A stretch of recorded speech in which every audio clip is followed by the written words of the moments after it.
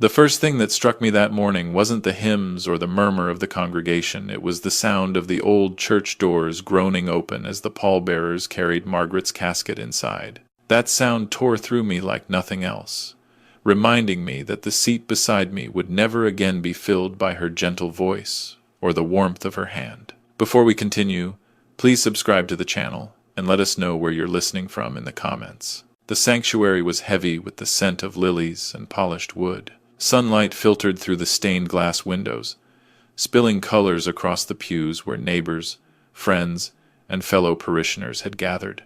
Pastor John stood at the pulpit, his Bible tucked under one arm, his eyes kind, yet weighed down by the sadness he felt for me. He had known Margaret and me for decades, had shared potlucks and Sunday suppers with us, and now he stood as witness to my loss. I sat near the front, my hands folded tight, staring at the casket, as though if I blinked too long, I might lose even the memory of her. People filed past me, offering condolences. Some touched my shoulder, others murmured a quiet, "I'm sorry for your loss."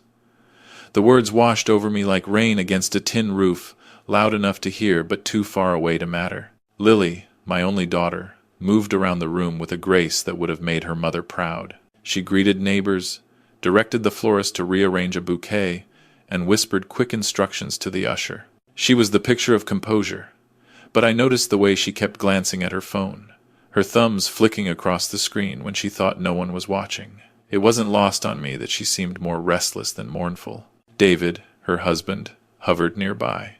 He shook hands firmly, patted backs, and offered polite smiles. To anyone looking, he was the perfect son-in-law, attentive, respectful, dressed in a dark suit that fit him too well for the occasion. But I caught the flicker in his eyes when he thought no one noticed. A cold calculation, like a man thinking 3 moves ahead in a game of chess. The service passed in a blur. Pastor John spoke of Margaret's kindness, her devotion to family, her unwavering faith. His voice trembled when he recalled her bringing pies to the church bake sale, or her laughter during choir rehearsals. Each memory pierced me deeper, reminding me how quiet life would be without her. After the closing hymn, we followed the casket to the churchyard, where Margaret was laid to rest. The autumn wind tugged at my coat, scattering a few stubborn leaves across the path. I clutched the small Bible Margaret had given me on our 20th anniversary. The leather was cracked now, but the words inside had been underlined in her neat handwriting. Standing there, as the pastor read the final prayers, I felt as though the ground beneath me had shifted, leaving me on uncertain footing. Back at the house that evening, people drifted in and out, leaving behind casseroles and polite words. The kitchen counters were lined with aluminum pans, each one sweating condensation under its foil lid. Neighbors whispered in the hallway, their voices carrying just enough for me to know they were trying not to intrude. I sat in my armchair, staring at the mantel where Margaret's favorite family photo still stood. The 3 of us at the Grand Canyon. Lily just a teenager then. Margaret's arm looped through mine, all of us squinting against the sun. I heard Lily's voice from the kitchen, sharp and quick as she coordinated with David about what to do with the leftovers. Her tone reminded me of the way she used to bark instructions at her high school debate team. Efficient, decisive, but distant. Every so often, she'd step into the living room, put a hand on my shoulder, and say, "You doing okay, Dad?" Her smile was quick, her eyes already darting back toward her phone. She didn't wait for much of an answer. By the time the last guest left, the house was too quiet. Lily and David disappeared upstairs to put their children to bed, their footsteps muffled by the carpet. I wandered into the kitchen, lifted the foil from one of the casseroles, and stared at the steam rising. The food had no appeal. I placed the lid back, slid the dish into the fridge, and closed the door. The hum of the appliance was the only sound left. I walked through the living room, my hand brushing against the back of the sofa where Margaret used to sit with her knitting. Her blanket still rested on the armrest, neatly folded the way she always left it. I picked it up, pressed it to my face, and inhaled the faint scent of her lavender soap. My chest tightened. The house, once so full of chatter, smelled now of silence and dust. Even the creak of the floorboards seemed louder without her, to fill the emptiness. I moved toward her favorite chair, the one by the window overlooking the garden. She had spent countless afternoons there, humming hymns while watching the roses bloom. I reached out and touched the worn fabric of the armrest, my hand trembling. That's when it hit me how big this house truly was without her. The room stretched out like hollow caves, echoing with memories I wasn't sure I had the strength to carry alone. My breath caught as I sank into her chair. The cushions sagged, just enough to remind me that she had been here, day after day, shaping the fabric with her presence. I closed my eyes and listened. Nothing. Just the faint ticking of the grandfather clock in the hall and the wind pressing against the windows. I thought I heard Margaret's laugh, soft and familiar, but it was only my mind reaching for her in the shadows. That night, when the lights dimmed and the last murmur of footsteps faded upstairs, I sat there alone in the empty house. My fingers traced the outline of her chair, and the truth pressed down hard. This home, once filled with her warmth, had become a cavern of silence. I must have sat in that chair for hours, though I couldn't say how long. Time blurred when the house grew so still. Every sound seemed magnified, the groan of the furnace kicking on, the distant creak of pipes, even the settling of the walls. Margaret would have scolded me gently, told me to come to bed, reminded me that grief can eat a man alive if he lets it. But there was no voice left to guide me. When I finally stood, I wandered from room to room like a stranger.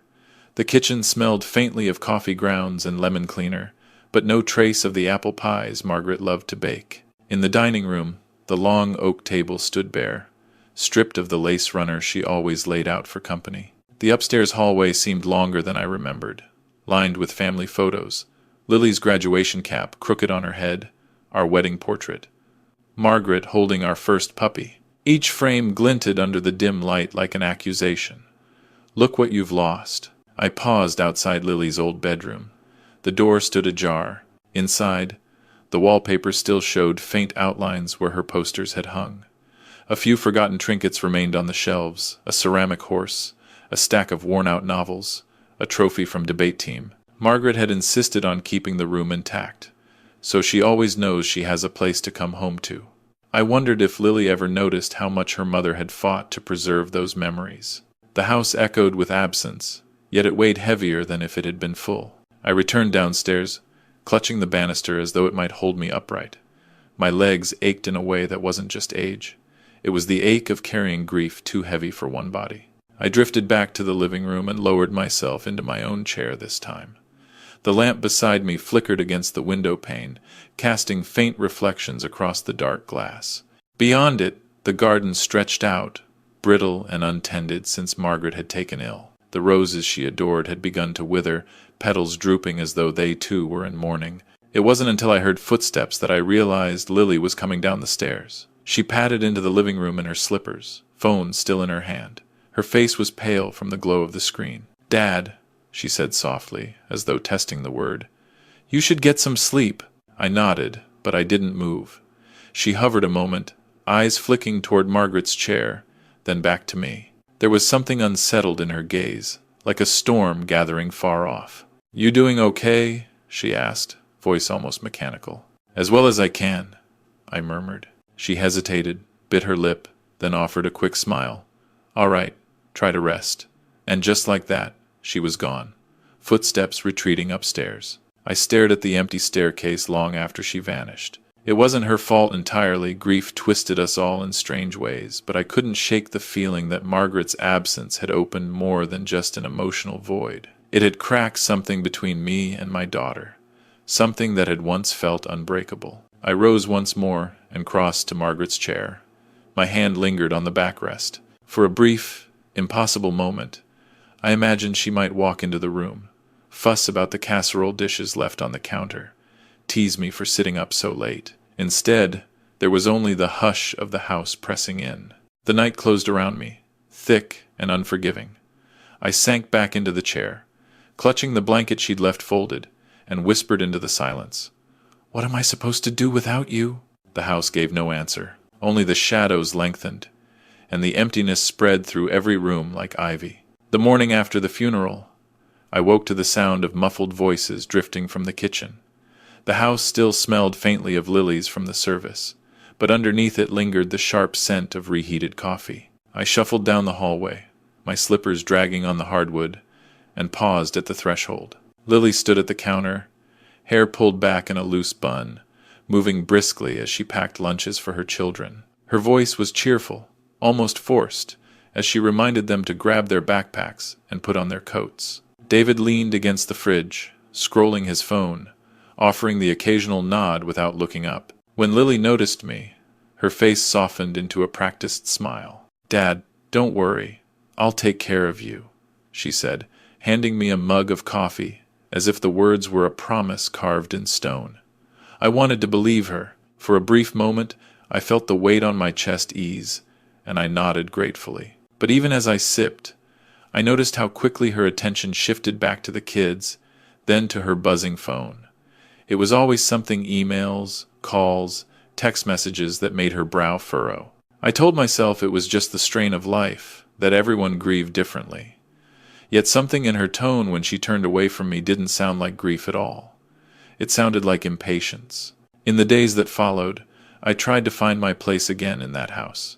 At dinner, I'd ask if we could say grace together, the way Margaret always did. Lily would nod, but halfway through she'd be clearing plates or answering her phone. Once, I suggested we all go back to church on Sunday. I thought maybe it would anchor us, give us some comfort.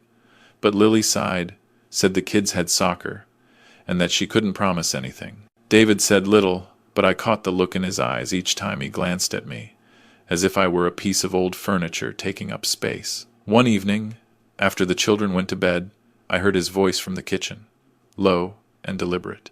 "Your father doesn't need all this space. We could really use it, you know." The words sliced through me, though I wasn't meant to hear them. I stood in the hallway, the shadows of the staircase wrapping around me, my heart pounding harder than it should have for a man my age. I didn't need to hear Lily's reply to understand the seed that had been planted. I tried harder after that. I suggested we have a family dinner together. Me, Lily, David, the kids. I even offered to cook. Margaret's old recipes were still stacked neatly in the drawer, her handwriting fading but legible. But Lily waved me off, said she didn't have time. That takeout was easier. When I reminded her how much her mother loved gathering everyone around the table, she only muttered something about being too busy. One night I sat on the porch, the autumn air cutting sharp against my skin. I thought about Margaret's roses, wilting now, and how she used to clip a few to set on the dinner table. I thought about the years we'd spent saving for this house, the mortgage payments, the repairs, the endless weekends spent sanding decks and fixing gutters. And I thought about how easily David's words had dismissed all of it, as though none of it belonged to me anymore. It wasn't until later that I realized Lily had begun locking the study where Margaret kept her files. At first, I assumed it was to protect family documents from the children's curious hands. But one evening, as I walked past, I saw her slip inside quietly, closing the door behind her. I caught a glimpse of the filing cabinet drawers sliding open, papers rustling under the desk lamp. She didn't know I had seen, but I couldn't shake the image. My daughter, her eyes narrowing as she sifted through the legacy her mother left behind, a spark of something fierce glinting in her expression. That night, lying in bed, I stared at the ceiling fan spinning lazily above me. For the first time, I wondered if Margaret had sensed this shift in our daughter before she passed. She had always been the one to believe Lily's heart was softer than her words. But as I listened to the faint creak of the floorboards, I wasn't so sure anymore. A few evenings later, I tried again to bridge the gap. The kitchen table was cluttered with unopened mail, school flyers, and half-empty soda cans. I cleared a spot, laid out 3 plates, and reheated one of the casseroles a neighbor had brought after the funeral. The smell of baked pasta filled the room, a scent that almost made me think Margaret was still here. When Lily came in, she paused, arms full of laundry. "Oh, Dad, you didn't need to do that," she said, her voice light but her eyes tired. She set the basket down, kissed my cheek quickly, and reached for her phone again. I gestured toward the food. "Just thought we could sit down together, the way your mom always wanted." Her mouth twitched, not quite a smile, not quite a frown. "Maybe another night. The kids already ate upstairs with David. I'll just grab a bite later." I watched her leave, the sound of her footsteps fading up the stairs, and I sat alone at the table. The casserole steamed in front of me, untouched. The The silence pressed in again, heavier than the walls around me. Later that night, while walking to my room, I noticed a faint glow under the study door. I hesitated, then gently pushed it open. Lily sat at Margaret's desk, a stack of folders spread around her. She jumped slightly, startled, then covered her surprise with a quick smile. "Just sorting some things out, Dad," she said. "Mom kept everything so neat, didn't she?" I nodded slowly, though my eyes caught the papers she tried to shuffle out of sight. Bank statements, property documents, the kind of paperwork Margaret always guarded carefully. I didn't say anything. I just closed the door softly behind me. In my room, I lay awake long after the house settled. Somewhere in the dark, I could hear David's muffled voice again, urging Lily, pushing her. It was the kind of whisper that slithered through walls, coated with urgency and want. The next morning, Lily greeted me with that same practiced cheer. "Dad, don't worry. I'll take care of you," she said again, sliding a plate of toast my way. But there was a tightness in her jaw, a flicker of something unreadable in her eyes. I forced a smile and thanked her, though my chest ached with the weight of her words. Because now I wasn't sure if they were a promise or a warning. That evening, when the house finally grew quiet, I passed by the study once more.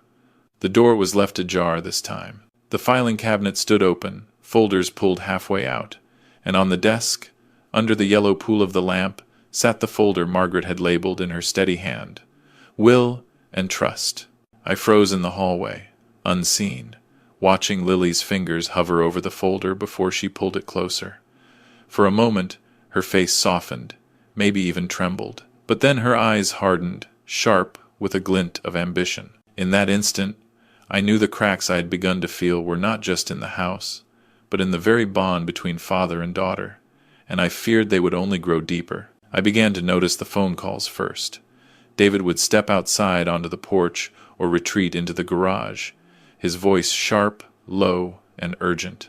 Even from a distance, I could hear the tone of a man cornered, someone begging for more time or arguing about money. Sometimes he came back inside pale, his jaw tight, his shirt damp at the collar.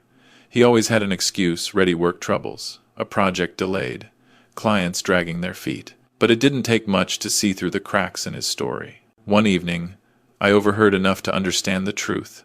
His voice carried through the thin walls of the laundry room. "You don't understand.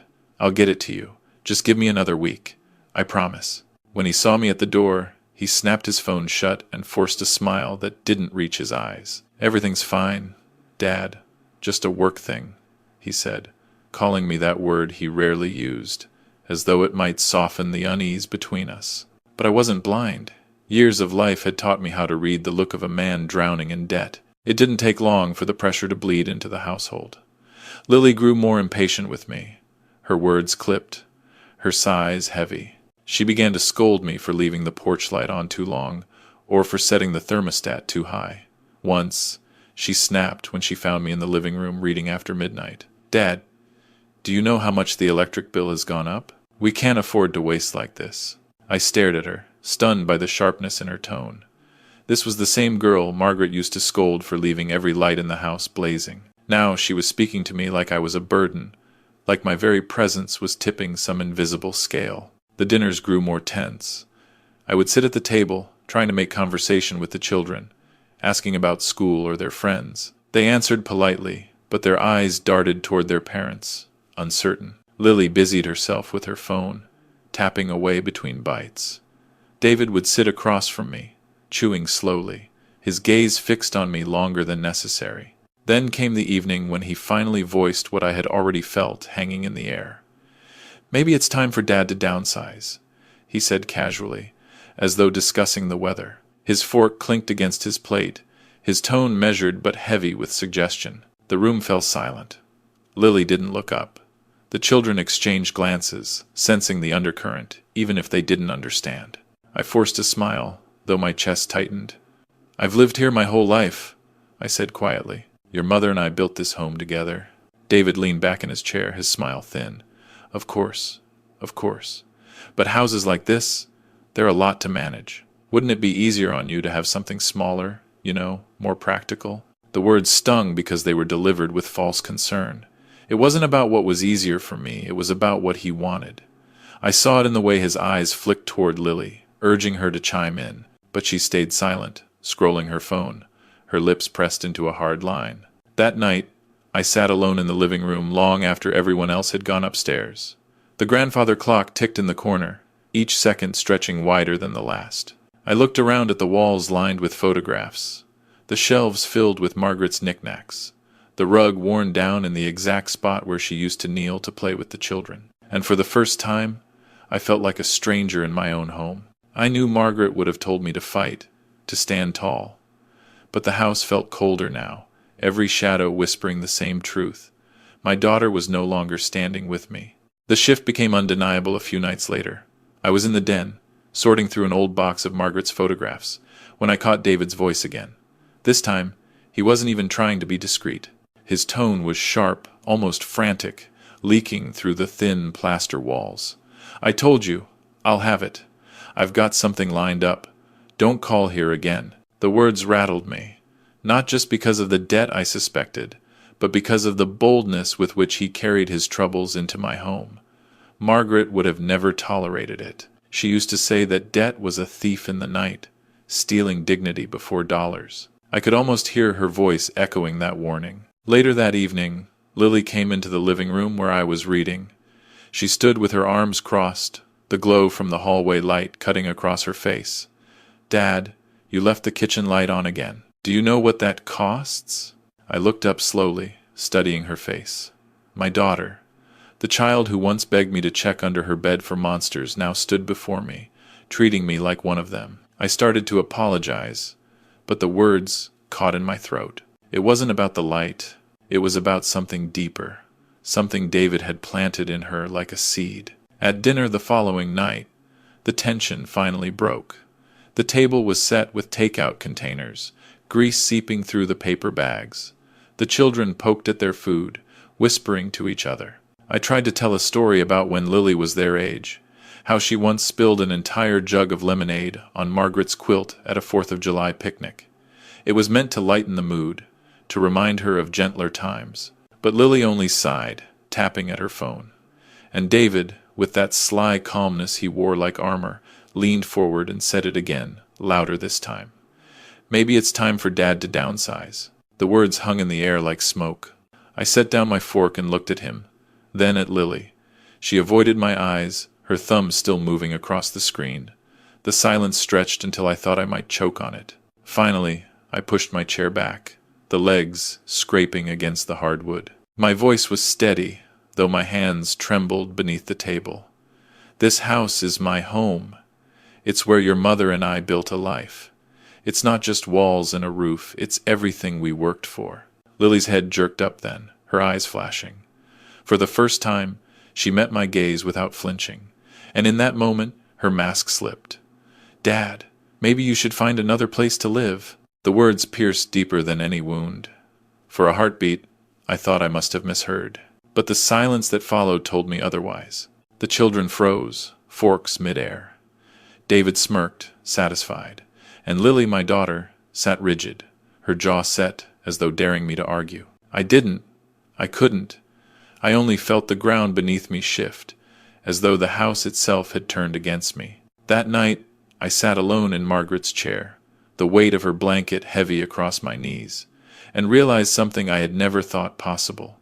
My daughter no longer saw me as her father. She saw me as an obstacle. I had lived in that house for decades, yet packing for my departure took no more than a few minutes. That was the bitter truth of it. When all you're allowed to take are the things you can carry, your life shrinks down quickly. I pulled the old suitcase from the closet. Its leather corners were frayed, the zipper a little stubborn, but it had traveled with Margaret and me, once upon a time, honeymoons, family visits, the occasional road trip when Lily was still small and sang along with the radio in the back seat. Now, it groaned open as though reluctant to help me leave. I laid out what mattered most. Our wedding photo, still in its simple wooden frame, Margaret's Bible, pages worn thin from her steady hand. A couple of books I had read so many times the spines were cracked. My walking stick, the one the doctor told me I ought to use, though pride had often kept me from it. Each piece I placed in the suitcase was less about practicality and more about tethering myself to the life I'd built with her. I moved slowly, not because of age, but because every item I touched seemed to demand a memory. Margaret's laugh as we posed for the wedding picture, her voice reading scripture on Sunday mornings, the way she teased me for never finishing the gardening books I bought. These memories weighed more than any object. When I finally zipped the suitcase shut, the sound echoed through the empty room. It was final, like the closing of a chapter I hadn't wanted to end. I carried it to the front door. My hands trembled slightly on the handle, and that was when I saw Martha. She lived across the street, had been our neighbor for over 30 years. Her porch light spilled across the lawn as she stepped out, her housecoat fluttering in the evening breeze. She squinted, then hurried across the street the moment she saw me dragging the suitcase. "Thomas, where are you going at this hour?" Her voice carried a mix of shock and worry. I forced a smile, the kind that hurt my face. "They need the space," I said quietly. Her eyes widened. "Space? What are you talking about?" I shook my head, unwilling to lay bare the betrayal. "At least not yet. Just some changes, Martha. Don't worry yourself." But she wouldn't let it go. She stepped closer, her hand resting lightly on my arm. "Thomas, please, talk to me. Did Lily ask you to leave?" The question lodged in my throat like a stone. I didn't answer. Instead, I tightened my grip on the suitcase handle and gave her a small nod that said more than words could. Her face hardened, outrage breaking through the sorrow. "This isn't right. You shouldn't be leaving your own house." I turned away before my resolve faltered. With each step down the driveway, the gravel crunched under my shoes, loud in the quiet night. The suitcase wheels clattered against the uneven sidewalk, a sound that carried farther than I wanted, as if announcing to the whole neighborhood what was happening. The air was cool, the kind of crisp that bit at the lungs. Porch lights flickered here and there, some neighbors peeking through curtains, curious but silent. I wondered what they thought, old Thomas, walking away from the house he and Margaret had cherished, suitcase in hand, shoulders bent beneath the weight of more than belongings. Behind me, I heard Martha's voice tremble with determination. "I'm calling Pastor John. This won't stand." I didn't turn back. I couldn't. The sidewalk stretched ahead of me, empty and endless. Every drag of the suitcase was a reminder. I was no longer welcome in the place I had called home. I made it to the corner before my legs told me to stop.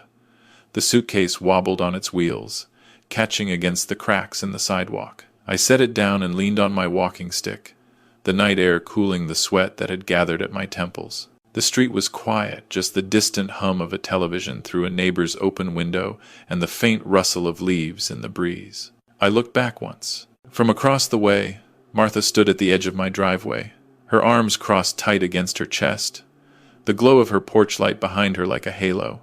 She was already dialing her phone, lips moving fast. I didn't need to hear the words to know who she was calling.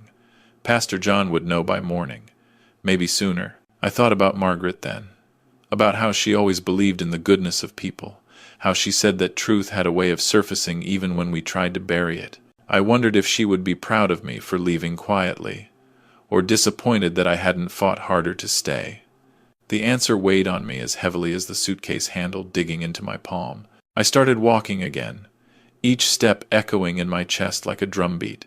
My shoes scuffed the concrete, the suitcase wheels squealed. With every sound, I felt more exposed, like a man paraded before his neighbors, stripped of dignity. The street lamps threw long shadows that stretched across the pavement. I thought of all the times Margaret and I had walked this very block after dinner, hand in hand, talking about Lily's future, about retirement, about the life we thought we'd share until the end. Now, the same path led me away from everything we had built. When I reached the edge of town, I paused again, the night closing in around me. I had nowhere in mind, no destination beyond a way. That realization struck deeper than any harsh word Lily had spoken. A man without a home isn't just homeless, he's untethered, floating without anchor. I sat down on a bench near the bus stop, resting the suitcase by my side. The wood was cold, seeping through my coat. I folded my hands over my walking stick and lowered my head. For a long while, I simply listened to the crickets, to the occasional car passing, to the hollow quiet that filled the spaces in between. I didn't notice how long I had been sitting there until the bus rolled past without stopping, its headlights washing over me, then fading into the dark. Somewhere back in that house, I imagined Lily prowling the halls. Maybe she was already in Margaret's room, searching through drawers, hunting for the things she thought would secure her future. And then I pictured the drawer sliding open, the sealed envelope waiting, Margaret's careful handwriting across the front, only open with Attorney Miller. I could almost see Lily's face blanching as she read it, the certainty she carried slipping from her like sand through a sieve. For the first time that night, I allowed myself a small smile, quiet but steady, because Margaret, even in death, had left a voice in the fight. I didn't have to wait long for word to spread. In a town like ours, secrets traveled faster than the morning paper. By the next Sunday, the story had already found its way into the pews of our church, whispered between hymns and carried along with the smell of potluck casseroles cooling on the folding tables in the fellowship hall. Martha was the one who let it slip. I can't say I blame her. She had always been the type who wore her heart on her sleeve. I wasn't there to hear it myself, but I could picture it as plain as if I had been. Her standing in that circle of church ladies, clutching her styrofoam cup of coffee, voice low but urgent as she said, he was pushed out of his own home. The words must have hit like a spark in dry grass. By the time Pastor John stood to give his sermon, the whispers were already ricocheting from pew to pew. He glanced at me more than once as he spoke, his voice carrying an edge it hadn't had before. "Honor your father and your mother," he said, lingering on the words, his eyes sweeping the congregation as if daring anyone to look away. "For this is the first commandment with a promise." I kept my gaze fixed on the hymnal in my lap, but I could feel the weight of the stairs pressing in. Folks didn't need all the details to know something wasn't right. They only needed the image of me, suitcase in hand, walking away from the house Margaret and I had built, while my daughter and her husband stayed behind. After the service, I slipped out as quickly as I could, but even in the parking lot, I caught snippets of conversation. "Can you believe it?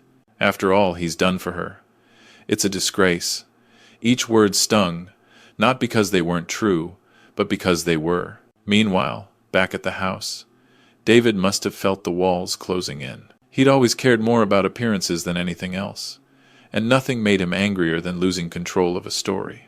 I imagined him pacing the kitchen, jaw tight, phone pressed to his ear as he hissed, "We need to shut them up. That old man's not ruining this for us."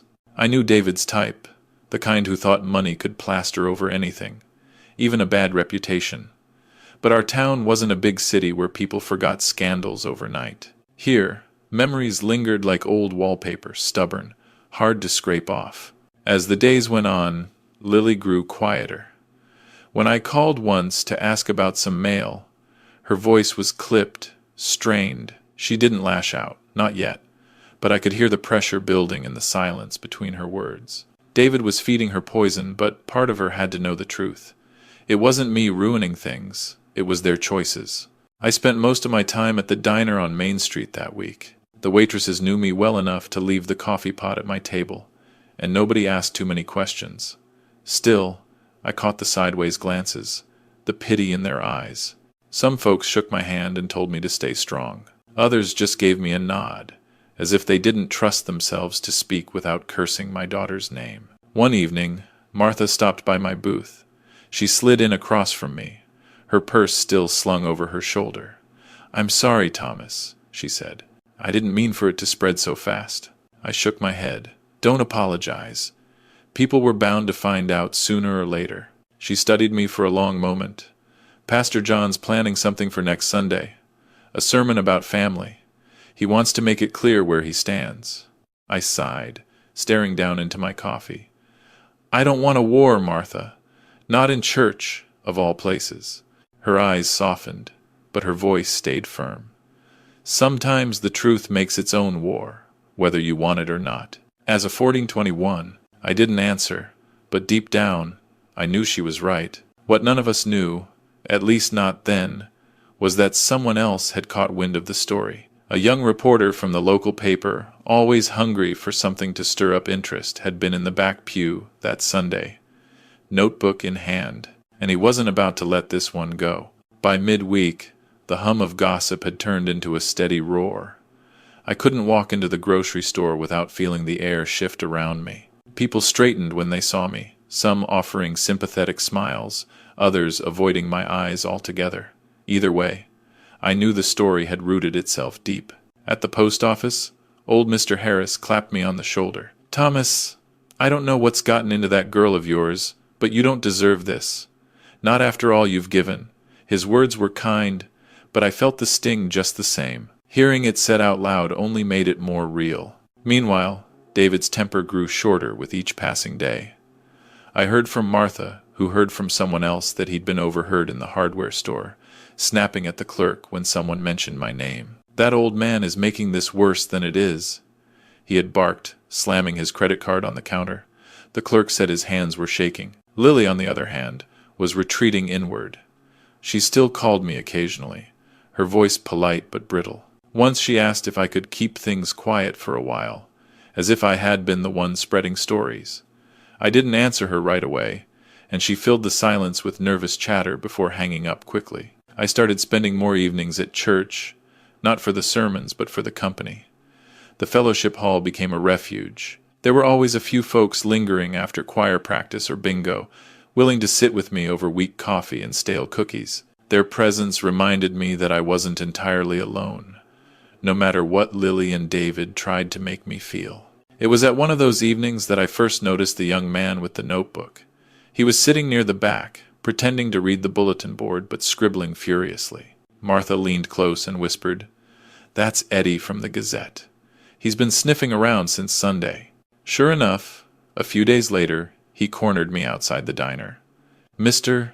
Thomas," he said, breathless, his pen already poised, "is it true you were forced out of your home by your own daughter?" The question hung in the air, heavy and sharp. I looked at him, at his eager eyes and the way his fingers twitched with impatience. For a moment, I thought about brushing him off, but something in me shifted.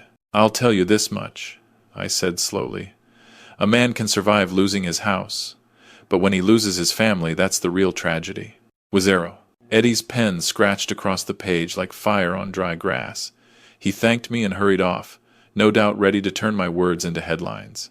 That night, lying awake in the modest room I was renting from an old friend, I realized the battle was no longer just within my four walls. It was spilling into the streets, the pews, the coffee counters of this town.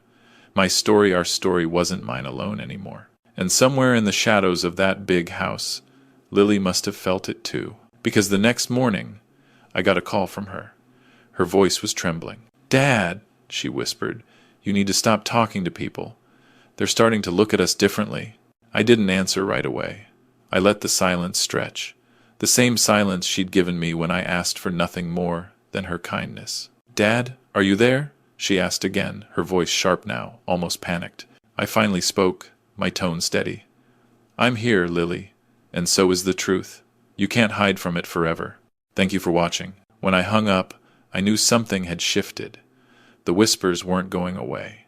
They were building toward something louder, something neither Lily nor David could control, and that frightened them more than they would ever admit. I didn't see it myself, but Martha later told me that Lily's hands shook when she found the envelope. She had gone into Margaret's old room, probably searching for more papers, something to strengthen her grip on the estate. The drawers were tidy. Margaret had always kept things neat, but tucked between a stack of hymnals and a cedar-scented scarf box was a thick manila envelope, sealed tight. Across the front, in Margaret's careful handwriting, were the words, "Only open with Attorney Miller." Lily froze. She stared at it as though it were a live wire. Her first instinct must have been to tear it open, but that line, "Only open with Attorney Miller," was like a lock on the paper. And beneath the words, plain as day, was Miller's signature, neat and firm. Later, when I heard about it, I almost smiled. Margaret had always been deliberate. She knew Lily well enough to anticipate this kind of greed, and she left her mark to make sure no one could twist her final wishes. Lily didn't tell me about the envelope, of course. She carried it into the living room and sat at the edge of the couch, staring at it while David paced the floor. "What if Mom left conditions?" she finally whispered. David stopped, his face hardening. Lawyers just want to scare you. Once it's read, it's ours. But what if? There are no what ifs, Lily. His voice was sharp, cutting through her doubt. Your father's already gone. You saw him leave. The house is ours. The money is ours. That envelope doesn't change anything. She bit her lip, but she didn't break the seal. Instead, she tucked it back into the drawer, as if burying it there could quiet her fear. But I knew better.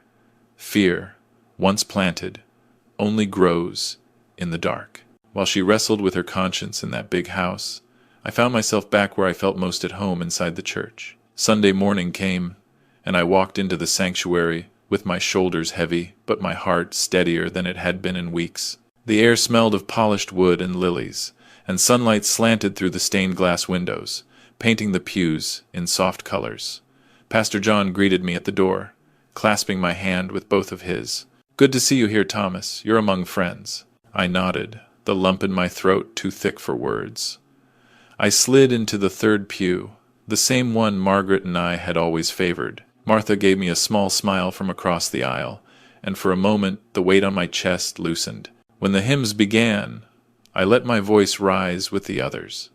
It cracked and faltered, but nobody seemed to mind. The music wrapped around me like a blanket, reminding me that I wasn't completely cast out. The community saw me, stood with me, even as my own daughter turned away.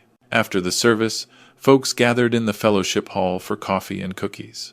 I shook hands, accepted hugs, and listened as neighbors offered words of encouragement. One woman squeezed my arm and said, "Don't you worry, Thomas. Truth has a way of coming out." I carried those words with me as I walked home. They felt like Margaret's voice, echoing through the mouths of others. What I didn't know then, what nobody knew, was that Lily's unease had only deepened.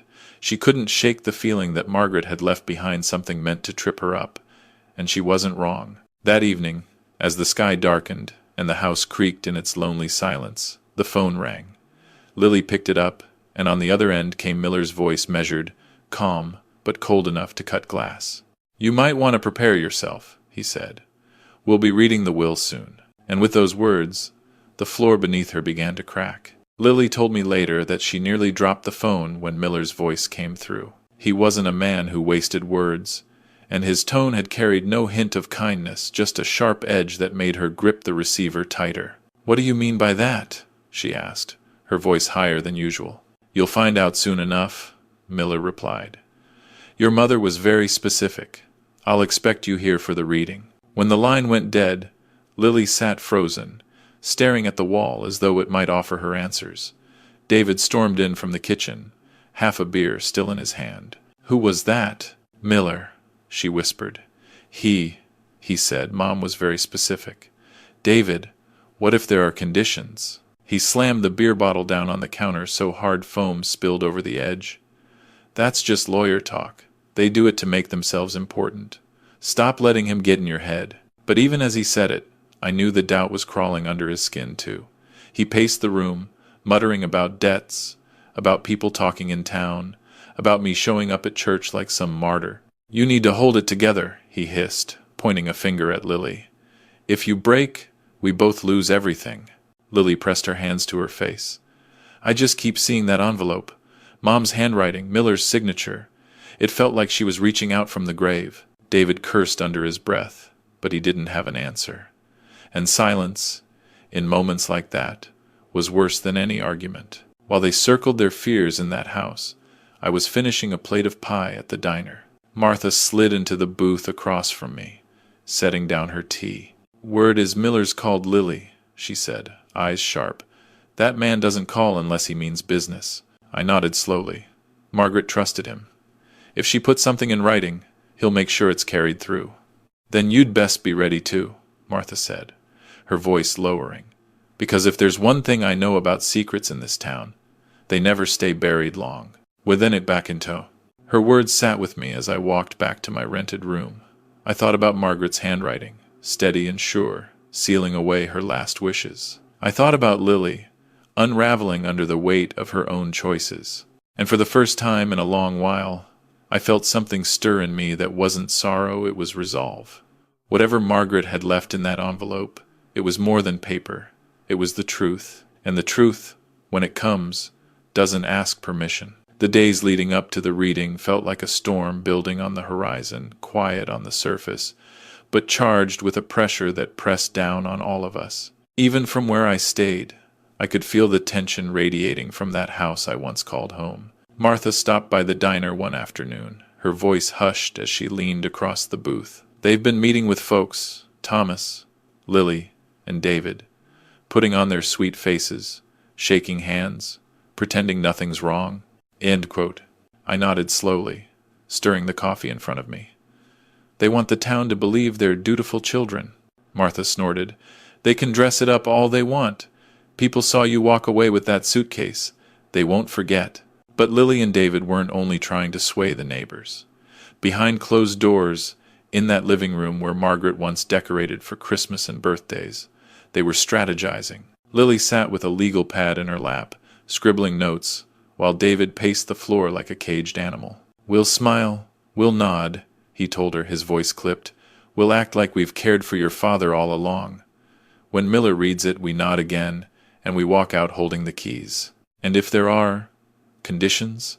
Lily asked softly, her eyes flicking toward the drawer where the sealed envelope still sat. David spun on her, his jaw tight. "Then we play nice until we get what we want. Don't let your face give you away. Miller's sharp, but he can't prove a damn thing if we don't slip." Lily chewed her lip, but she wrote down his words anyway. It was strange to imagine her rehearsing kindness, as though love could be faked with bullet points and a steady smile. While they schemed, I took a quieter road. I made an appointment with Miller and met him in his office on Main Street. The place hadn't changed in years, mahogany shelves lined with heavy law books, diplomas on the wall, the smell of old paper and coffee lingering in the air. Miller rose when I entered, his eyes sharp but warm, in a way that reminded me of Margaret's trust in him.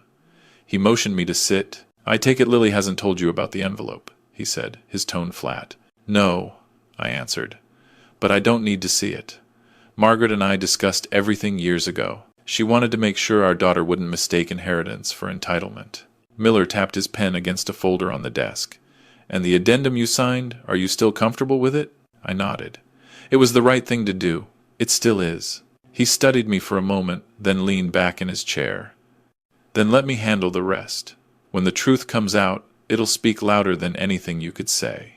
I left his office feeling lighter, though the road ahead was anything but. That evening, Pastor John stopped by the little room where I was staying. He didn't come with questions or gossip, just his Bible tucked under his arm and the steady presence of a man who had seen many storms pass through his congregation.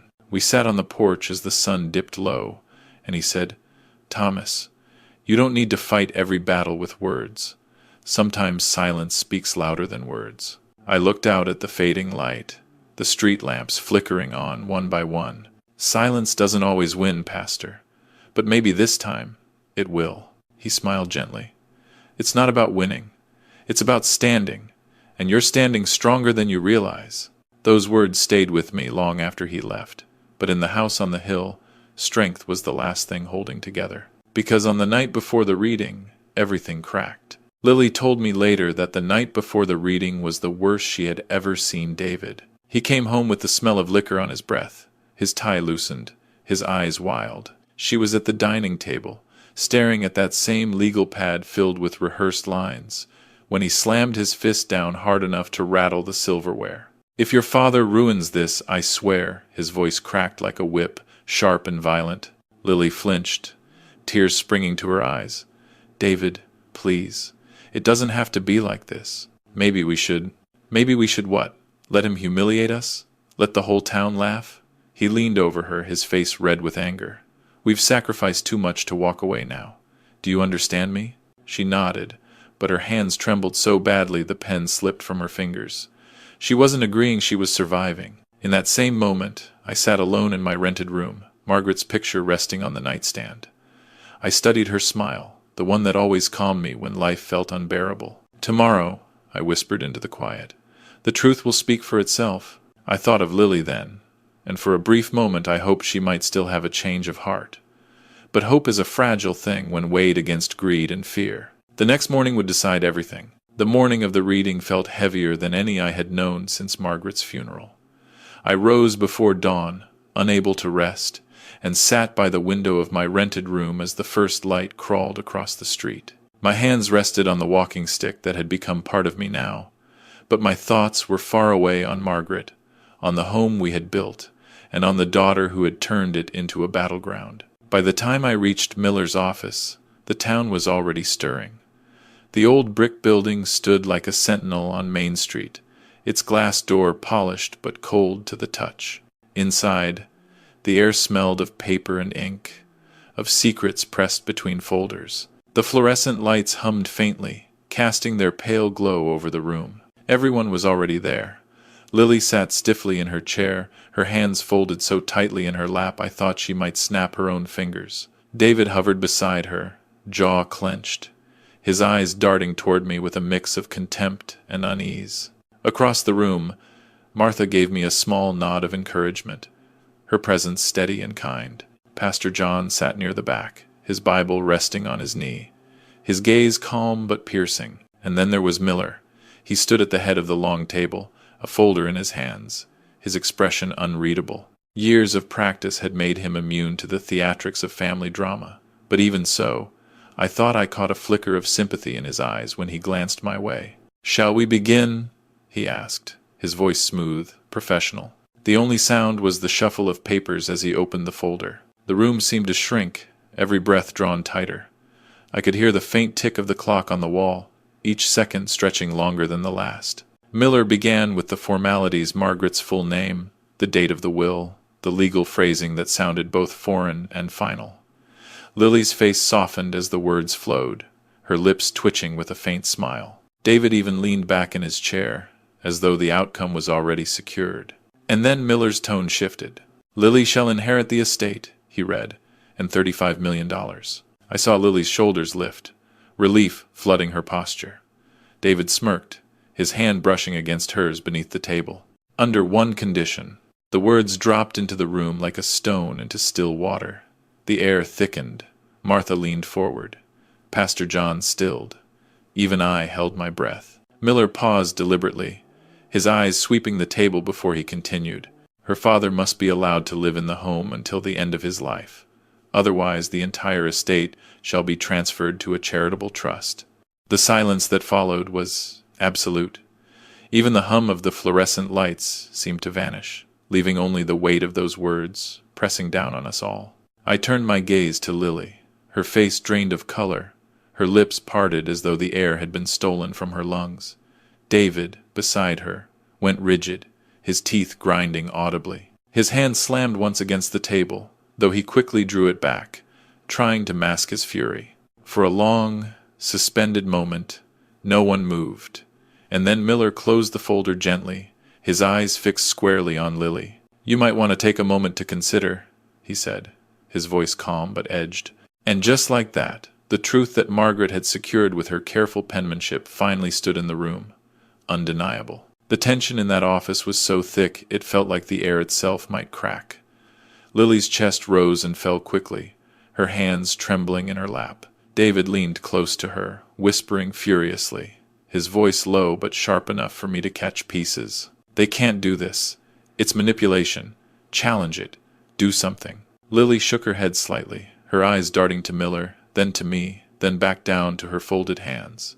Her lips quivered as though words might form, but none came. Miller adjusted his glasses, unbothered by the silence. "These conditions are legally binding. Your mother anticipated the possibility of conflict, which is why she was explicit. Any attempt to remove your father from the residence will result in an immediate transfer of all assets to the trust." David slammed his palm flat on the table.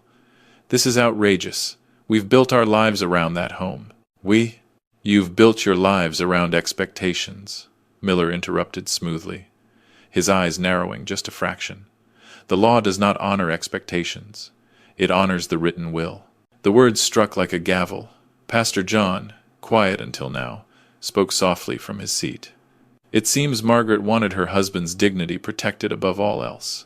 Martha nodded firmly, her eyes fixed on Lily. "And the whole town will see what choice you make now." I didn't speak. I sat steady, my hands resting on the head of my walking stick. Silence, Pastor John had reminded me, could be louder than words, And in that moment, I let the silence speak. Lily finally looked at me. Her eyes were wet, her face pale. For a flicker of a second, I thought I saw the little girl she once was, the one who used to run into my arms after school, waving her report card with pride. But then the moment passed, swallowed by fear and greed. "Dad," she began, her voice barely a whisper, "maybe we can work something out?" I met her gaze but didn't answer. The truth was already laid bare, and no bargain could change it. Miller cleared his throat, gathering his papers. "That concludes the reading. You all know the terms. The decision lies in your hands, Lily." As he closed the folder, David shot me a glare so sharp it felt like a knife.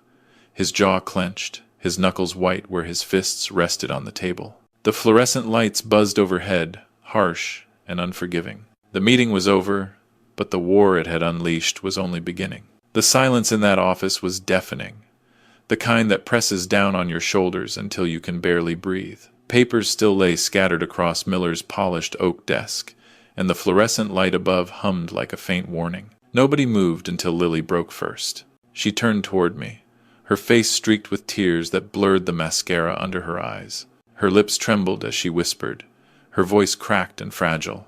"Dad, I didn't mean it. Please, let's start over. We can fix this. I'll make it right, I promise." Her hands reached out, desperate, as though she could grab hold of the years she had thrown away with careless words. For a moment, the image of the little girl I once carried on my shoulders flickered before me, but reality returned quickly, harsh and cold. Before I could respond, David slammed his fist against the armrest of his chair. His patience, thin as tissue paper, shredded in an instant. "This is your fault, Lily," he snapped, his face reddening with rage. "You couldn't even keep your father under control. All you had to do was play nice until the paperwork cleared. But no, you had to open your big mouth, didn't you? You ruined everything." The words hit her like stones. She recoiled, sobbing harder, while David's tirade gathered speed. "You were supposed to handle him," he snarled, jabbing a finger toward me. "Instead, you let this old man walk all over us. Do you know what this means for me? For my business? My creditors will eat me alive. And it's all because you couldn't keep your father happy for a few months." The room grew heavy with the sound of his anger. Martha stiffened in her chair, eyes narrowing like a hawk ready to strike. Pastor John shook his head, sorrow etched deep into his face. Miller, pen poised in hand, scribbled down every word with clinical detachment. Finally, Martha spoke, her voice sharp enough to cut through David's storm. "We all saw what you did, Lily. You threw your father out of his own home. Don't pretend you didn't," Pastor John added softly. "The truth doesn't disappear just because you regret it now. Actions speak louder than tears." Lily's sobs echoed in the sterile office, mixing with the relentless tapping of Miller's pen against the page. David leaned back in his chair, breathing hard, glaring at her with open contempt. His mask had slipped completely, exposing the bitterness and greed underneath. I didn't move. I didn't raise my voice.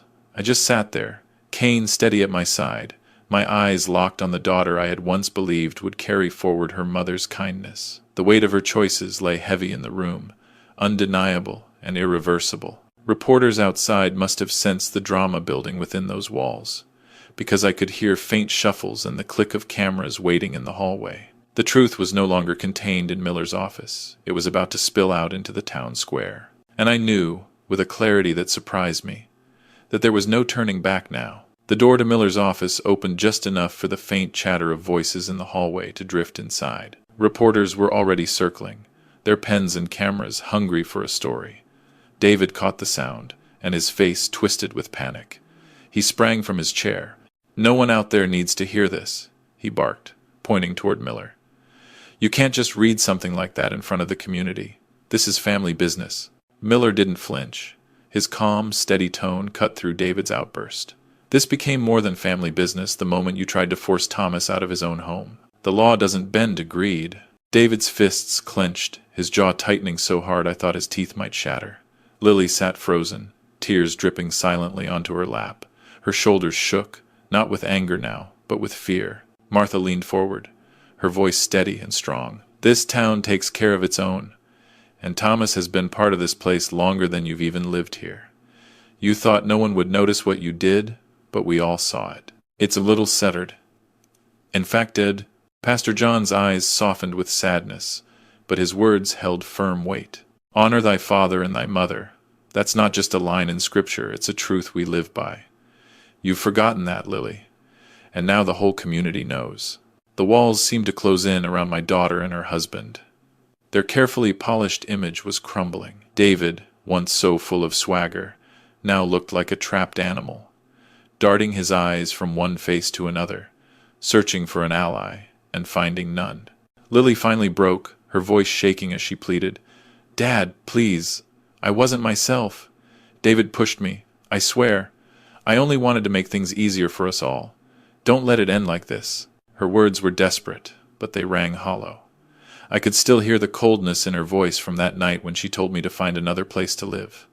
That wound cut too deep to be mended by crocodile tears. The air buzzed with the weight of everyone's judgment. Miller closed the folder in front of him and spoke with finality. "The decision has been made. The estate stands as written. The condition is binding." The room fell utterly silent. I drew in a slow breath, feeling years of hurt, betrayal, and quiet endurance gather into a single, unshakable truth inside me. I looked at Lily, at David, at the people who once shared my table, my roof, my trust, my voice, quiet but unwavering, finally filled the space. "It's too late." End quote. The words landed with the force of a gavel striking wood. For a long moment, no one moved. Lily buried her face in her hands, sobbing. David cursed under his breath and stormed toward the door, his footsteps echoing down the hall. Cameras clicked as soon as he opened it, and his fury spilled straight into the lenses waiting outside. News spread quickly, faster than wildfire.